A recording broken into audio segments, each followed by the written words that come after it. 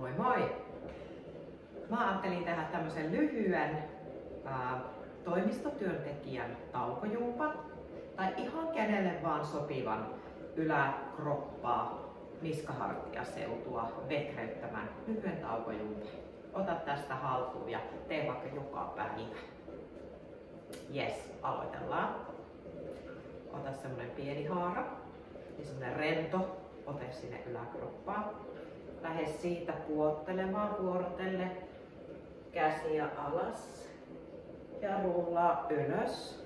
Ylhäällä hartioiden pyörähtys. Taas lähde rauhassa puottelemaan alas, ylös, pyörähtys. Koko ajan hengittele myös tasaisesti.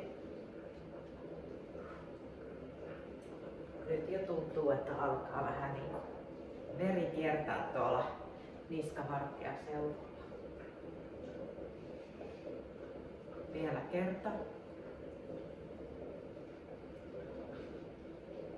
Hyvä.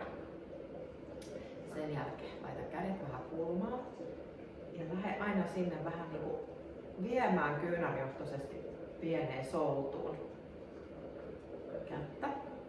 Tunnet siellä lavan alueella vähän elämää.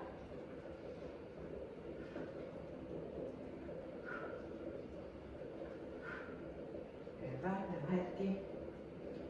Kierrät pikkusen siellä liikkeen mukana.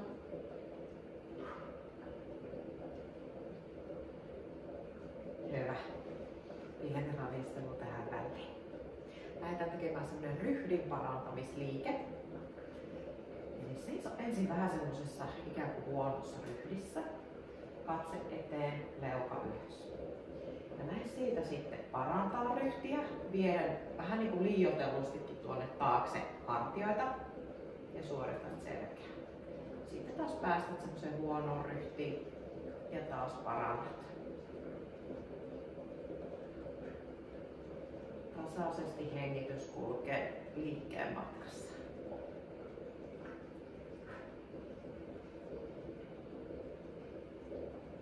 Vielä muutama. Ja viimeinen. Hyvä. Nyt sä tunnet jo, että sulla on mukavasti elpynyt sieltä lava-alue ja olkapäissä verivirtaa.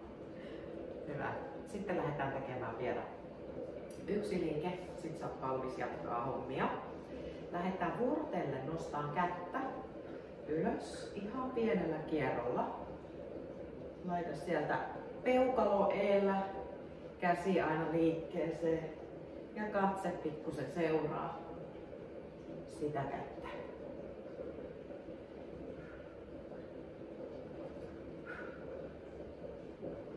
Helppoja perusliikkeitä, mutta ai kun niitä ei tule tehtyä sitten siellä arjessa kuitenkaan. Tän sä voit vaikka nyt tallentaa ja tehdä vaikka joka ikinen päivä kahvitauon päätteeksi, niin mukava jatkaa sitten töitä.